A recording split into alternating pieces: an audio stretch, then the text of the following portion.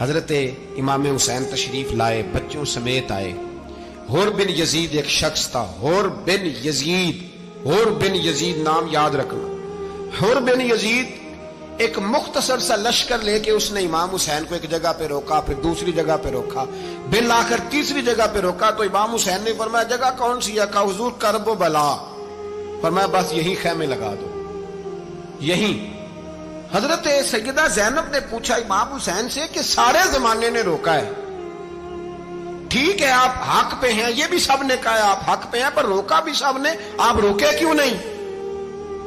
تو ابن کثیر اور ابن اسیر لکھتے ہیں کہ امام حسین رو پڑے، کہنے لگے بہن میں رک جاتا پر میں نے رات کو نانا مصطفیٰ کو خواب میں دیکھا ہے۔ تو حضور نے فرمایا حسین اگر آج یہ رواج پڑ گیا نا یزید جیسے لوگوں کا تو قیامت تک پڑا رہے گا، پھر لوگ کہیں گے کوئی نکلا نہیں تھا تو ہمیں بھی نکلنا، پھر لوگ ظالموں کے سامنے گردنیں جھکانے کے عادی ہو جائیں۔ میں کہتا رہتا ہوں، کہہ رہا ہوں، کربلا کی جنگ کفر اسلام کی جنگ نہیں، کفر اسلام کی جنگ نہیں کربلا کی، کیونکہ یزید تو بڑا پکا نمازی تھا، خطبہ دیتا تھا وہ تو۔ جب امام حسین رضی اللہ تعالیٰ عنہ نے کربلا کے میدان میں جمعے کا دن تھا تو یزید کے سامنے کو بات کرنی شروع کی، عمر بن سعد کے سامنے، تو عمر بن سعد کہنے لگا حسین زیادہ باتیں نہ کر، ہمارا جمعہ لیٹ ہو رہا ہے، جنگ کے لیے تیار ہو، فٹافٹ آ۔ اہل بیت نبوت کو قتل کریں گے اور قتل کے بعد پھر نماز پڑھیں گے اور پھر کہیں گے اللہم صلی علی محمد وعلی آل محمد، اسی نماز میں پھر درود بھی پڑھیں گے۔ یہ کیسا مرتبہ ہے، کیسا انداز ہے، دوستی قاتل سے بھی مقتول سے یارانہ بھی۔ حور بن یزید امام حسین سے کہنے لگا مجھے حکم ہے آپ کو روکنے کا، آپ آگے نہیں جا سکتے۔ امام صاحب نے فرمایا وجہ؟ زمین اللہ کی ہے۔ اس نے کہا آپ بیعت نہیں کر رہے، یزید کی حالات آپ کے حق میں درست نہیں ہیں، آپ نہیں جائیں گے۔ امام روک گئے۔ ظہر کی نماز کا وقت ہوا تو حضرت علی اکبر امام حسین کے بڑے صاحبزادے انہوں نے اذان ظہر پڑھی تو حور بن یزید کے لشکر نے امام حسین کے پیچھے نماز ادا کی۔ کہا بھئی تم مقابلے میں آئے ہو نماز پیچھے پڑھتے ہو؟ کہا حضور مقابلہ تو تلواروں سے کر رہے ہیں پر ہمارا دل تو مانتا ہے نا کہ مصطفیٰ کا نواسہ بڑی شان والا ہے۔ حور بن یزید نے 3 نمازیں لشکر سمیت امام حسین کے پیچھے پڑھی ہیں، 3 نمازیں، ظہر اثر اور مغرب۔ پھر امام حسین کے سامنے شرائط پیش کی کہ آپ کو یہاں گھیر لیا گیا ہے، یہاں آپ بیعت کریں گے، یہاں جنگ کریں گے، 2 ہی باتیں۔ امام حسین نے فرمایا نہیں بھائی بیعت تو میں نہیں کرتا، اس کے علاوہ تم جو کہتے ہو میں کرنے کو تیار ہوں۔ اس نے خط لکھا، عبید اللہ ابن زیاد کو ایک بندہ دوڑایا پیچھے، کوفے چند میل پہ کوفہ تھا، کہا وہ نہیں مان رہے، کیا کرنا ہے؟ تو حسین ابن علی ہے، میں زیادہ دیر انہیں روک بھی نہیں سکتا۔ انہوں نے پیغام دیا حور بن یزید کو کہ کرنا کچھ بھی نہیں، ان کا پانی بند کر دو، بلیک میل کرو، کھانا پانی نہیں ملے گا، چھوٹے چھوٹے بچے ہیں خود ہی مان جائیں گے۔ حضرت امام علی مقام کے بارے میں حور کے پاس جب یہ پیغام آیا تو حور کہنے لگا میری طبیعت نہیں مانتی حسین پر پانی بند کروں، دل نہیں مانتا۔ جب یہ لفظ کہے نا دوبارہ تو پھر عبید اللہ ابن زیاد نے عمر بن سعد کو 10,000 آدمی دے کے بھیجا، کہا حور بن یزید لچک دکھا رہا ہے حسین کے حق میں۔ ایک رے کا علاقہ تھا، بڑی وہاں فصل ہوتی تھی، لوگ کوشش کرتے تھے وہاں کا گورنر بننے کی، کوشش کرتے تھے۔ تو عبید اللہ ابن زیاد کہنے لگا تمہیں رے کی گورنری ملے گی، سب سے سرسبز و شاداب علاقہ، تمہیں وہاں کا گورنر بنایا جائے گا اگر حسین کے خلاف لڑو گے۔ یہ اتنی زبردست ہوتی ہیں گورنریاں کہ گورنریوں کے لیے لوگ نسل رسول کے خلاف بھی نکل آتے ہیں، یہ اتنی تگڑی ہوتی ہیں، اتنی جلدی وفاداریاں بدلتی ہیں۔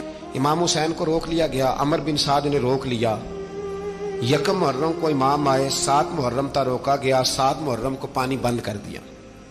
جانور پانی پیتے تھے، گھوڑے پیتے تھے، کتے پیتے تھے، لیکن مصطفیٰ کے گھرانے کو پانی پینے کی اجازت 3 دن تک پانی بند رہا۔ 9 محرم کو عمر بن سعد نے اور لوگ بلائے۔ شمر ایک بڑا سخت آدمی تھا، سنگ دل بدبخت، جس نے حضرت علی اصغر کے گلے پر تیر مارا تھا، وہ اور لشکر لے کے آیا۔ رات کو کہنے لگا امام حسین رضی اللہ تعالیٰ عنہ سے کہ بس بڑا ہو گیا، یہ 9-10 محرم کی درمیانی رات، یہاں آپ جنگ کریں گے یا آپ بیعت کریں گے، 2 ہی باتیں۔ امام حسین اندر گئے، سیدہ زینب سے مشورہ کیا، باہر آئے، فرمایا بات وہی ہے جو پہلے دن والی ہے۔ او بھائی بچے ساتھ ہو، सहरा का इलाका हो, तपती हुई रेत हो, इतने कठिन और सख्त हालात, चारों जानब मौत ही मौत, दूर दूर तक अपनों का नामो निशान कोई नहीं, और अकेले फैसला करने वाले इमाम हुसैन, बाकी सारे बच्चे हैं या औरतें, सारे बड़े अकेले। इमाम हुसैन रज़ी अल्लाह ताला अन्हु ने फरमाया, भाई बैत तो मैं नहीं करता, बाकी जो तुम्हारा प्रोग्राम है।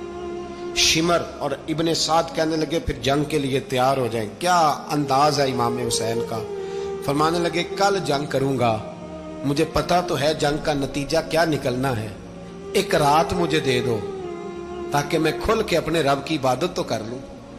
हुसैन ने जाना है, मुझे पता है कल रिजल्ट 72 और 22,000 का क्या एक रात मुझे दो, मैं मालिक से राज न्याज तो करूं, मैं गोया उससे पूछूं तो सही कि मालिक मेरे वालिद भी शहीद हैं, भाई भी शहीद हैं, नाना को भी दुखों में देखा है, तो अब मेरी बारी है, तो मालिक मैं हाजिर हूं, मुझे मौका तो दो, इसलिए कि मेरे नाना ने बदर में भी सारी रात इबादत की थी, सुबह मुझे मौका दो।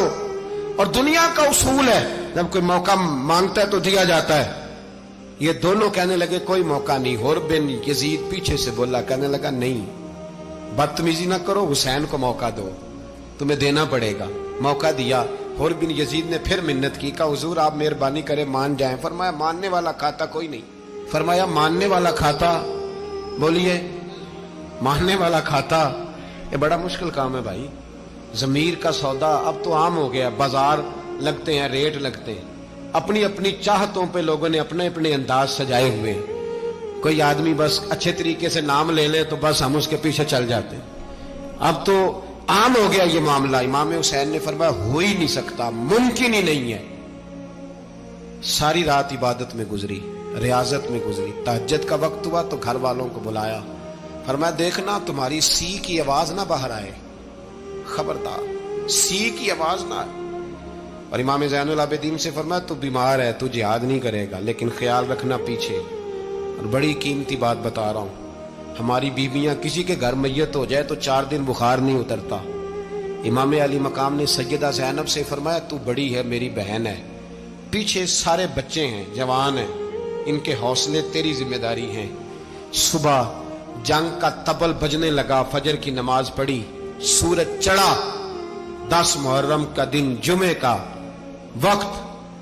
जनाब सैयदना इमाम हुसैन रज़ी अल्लाह ताला अन्हु ने रेत पर सजदे किए, लंबे सजदे, लंबी नमाज।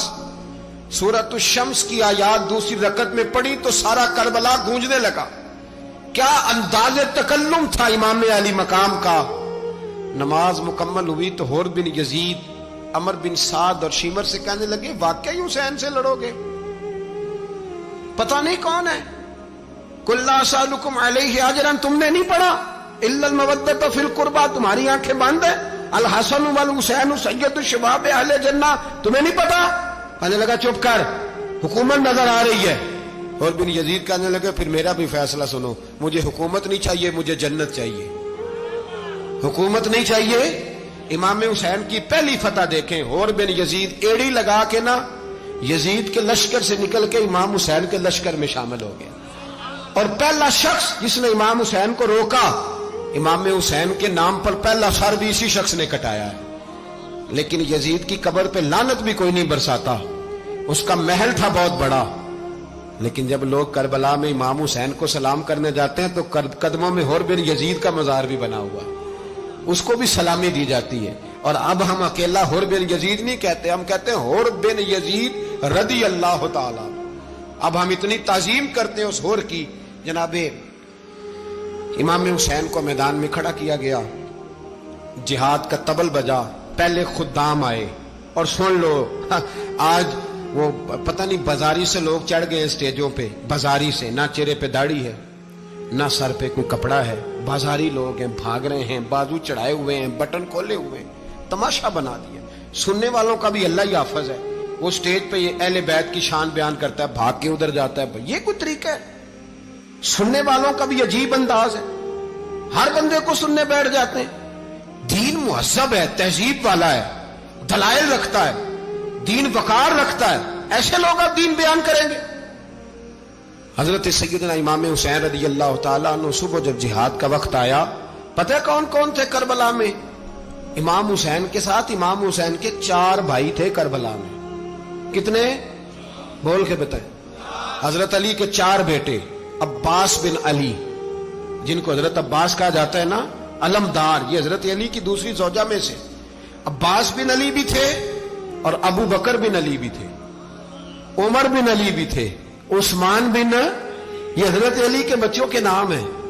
یہ آپ کے شہزادے امام حسین کے ساتھ شہید ہوئے. ان کا نام صرف اس لیے نہیں لیا جاتا کہ ان کا نام خلفائے ثلاثہ کے نام پہ، حضرت علی نے اپنے یاروں کے نام پہ رکھا ہے تو تم نے کربلا کے میدان سے خارج کر دیا. یہ تینوں شہزادے حضرت جناب سیدنا امام حسین کے ساتھ تھے، یہ بھی شہید ہوئے. حضرت جناب زینب امام حسین کی سگی بہن ہے. ان کے 2 بچے تھے، اون و محمد. جب امام حسین میدان میں جانے لگے تو جناب زینب بچوں سے کہنے لگی، نہ پہلے بھائی نہیں جائے گا، پہلے بھانجے جائیں گے. 2 بچے شہید ہوئے. حضرت قاسم بن حسن امام حسن کے بیٹے تھے. وہ جب میدان میں جانے لگے تو امام حسین نے کہا، نہیں بھائی تو نہیں جائے گا، تو میرے بھائی کی نشانی ہے، میں جاؤں گا. تو حضرت قاسم بن حسن نے ایک تعویذ کھول کے دیا کہ ابا جی میرے والد نے کہا تھا جب بڑی مشکل آ جائے تو تعویذ کھول کے دیکھنا. تو آج بڑی مشکل آئی ہے تو میں نے تعویذ کھولا ہے، تو یہ دیکھیں کیا لکھا ہے.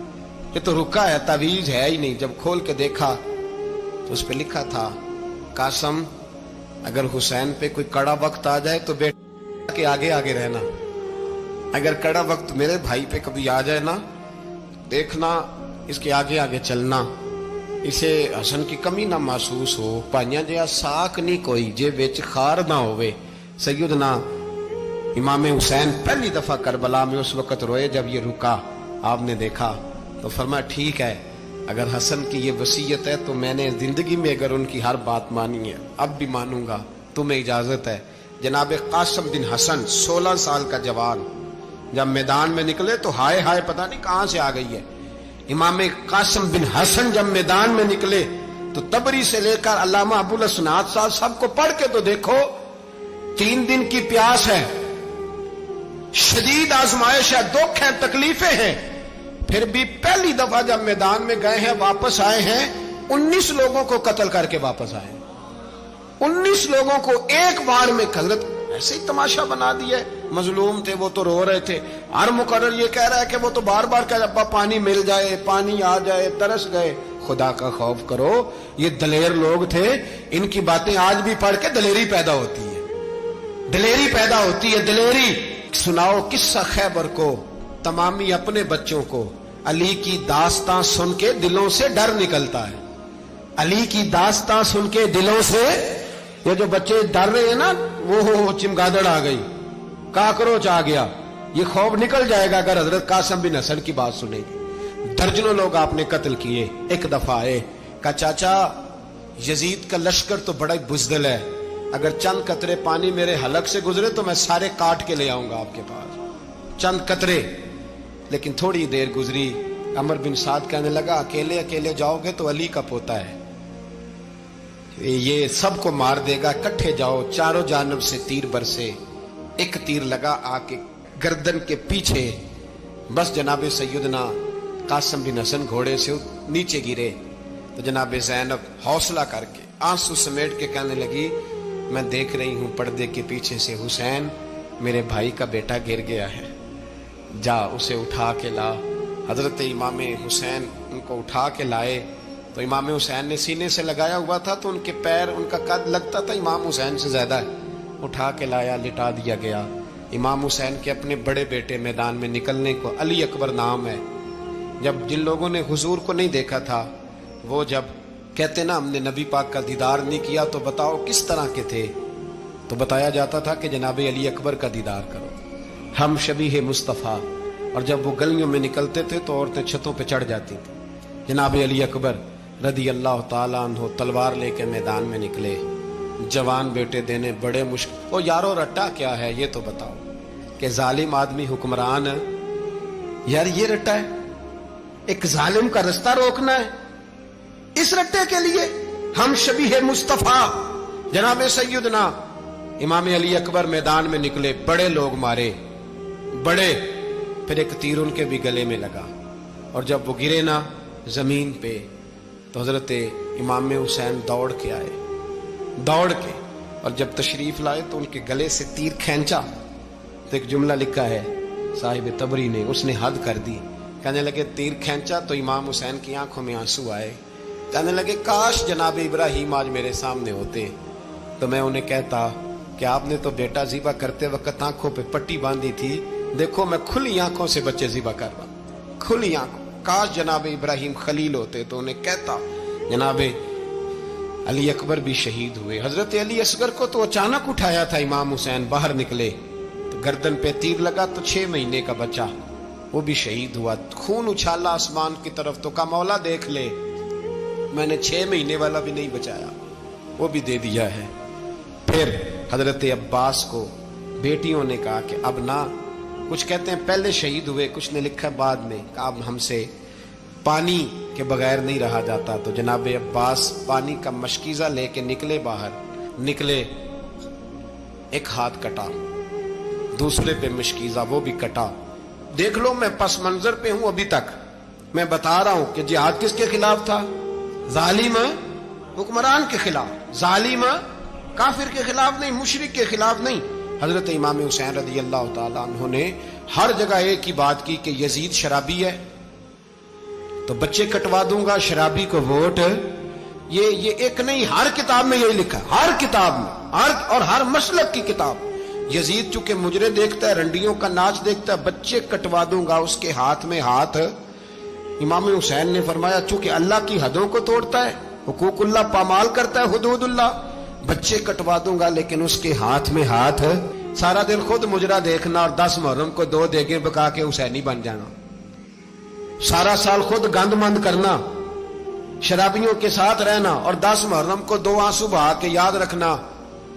मैं हमेशा कहता हूं, फिर कह रहा हूं, जिसके मोबाइल में गंदे गाने हैं, गंद देखता है, शराबी कबाबी का सपोर्टर है, वोटर है, या मुजरे देखता है, आता जाता है, वो याद रखे कयामत में इमाम हुसैन का हाथ होगा, उसका गिरेबान होगा।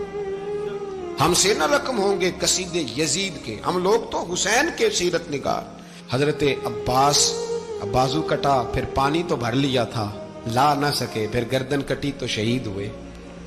बच्चों की भी शहादत हुई, पर जब उनका लाशा उठाया तो इमाम हुसैन कहने लगे मौला अब ना हुसैन की कमर कमजोर हो गई है, अब कमजोर हो। और भाई एक मैयत हो जाए तो 4-5 दिन तो पूरी आंखें नहीं खुलती, कैसा जर्री खानदान है।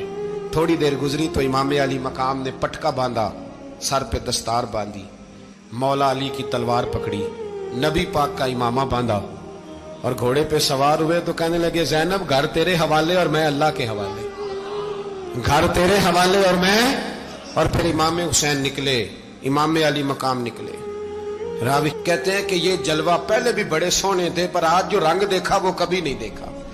क्या अंदाज था, जिधर जाते नारा लगाते तो हद हो जाते। इतने लोग इमाम हुसैन ने काटे, इतने काटे, फिर वापस पलट के आए और कहने लगे ज़ैनब जरा पर्दे के पीछे से देख तो सही मेरी बहन, इन बुज़दिलों को जुर्रत ही नहीं हो रही हुसैन के मुकाबले में आने, एक दूसरे को धक्का देते, तू जा तू जा। फिर इकट्ठे वार हुए। ये कौन है कटा हुआ, लिबास है फटा हुआ, ये बिल यकीन हुसैन है, नबी का नूर ऐन है। फिर चारों जानिब से तीर बरसे तो इमाम अली मकाम चूंकि नमाज का वक्त हो गया था, उतरे घोड़े से, खून बह रहा था, गर्म तरीन रेत से तयम्मुम किया, सर सजदे में रखा और जब शिमर आपकी गर्दन काटने लगा तो कहने लगे ठहर जा जरा, रब से एक बात कर लेने दे।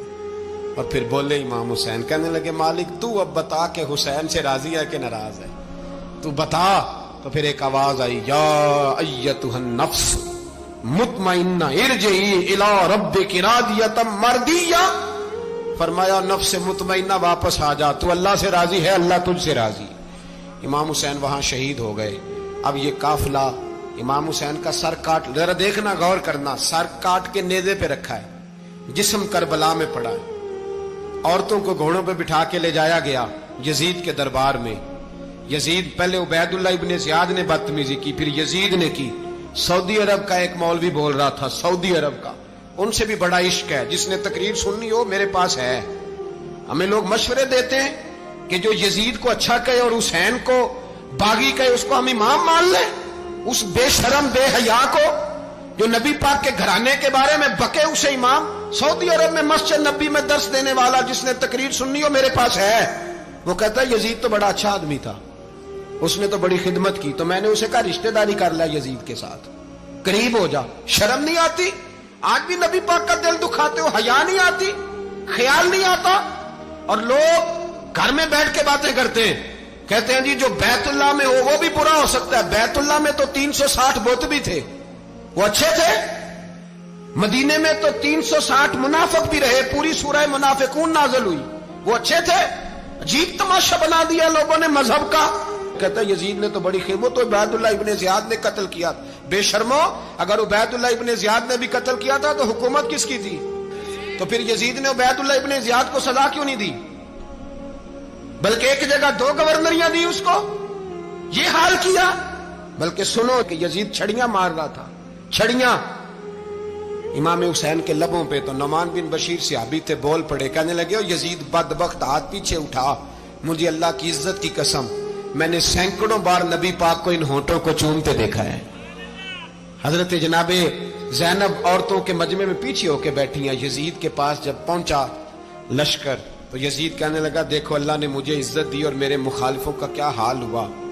تو بی بی زینب بول پڑی، اتنے صدمے سہے پر آواز توانا ہے، جاندار ہے، جاندار۔ ہمارا کسی بندے سے جائیداد کا رٹا نہیں، ہم تو چاہتے ہیں امت اکٹھی ہو جائے، لیکن جو بندہ نبی پاک کی ماں کو دوزخی کہے، حضور کے باپ کو جہنمی کہے، یزید کو امیر المومنین کہے، اس کے ساتھ اتفاق رائے کر لیا جائے، یہ مذہب ہماری سمجھ میں نہیں آتا، بالکل نہیں آتا، قطعاً نہیں ہماری سمجھ میں آتا۔ کیسے اتحاد کر لیا جائے؟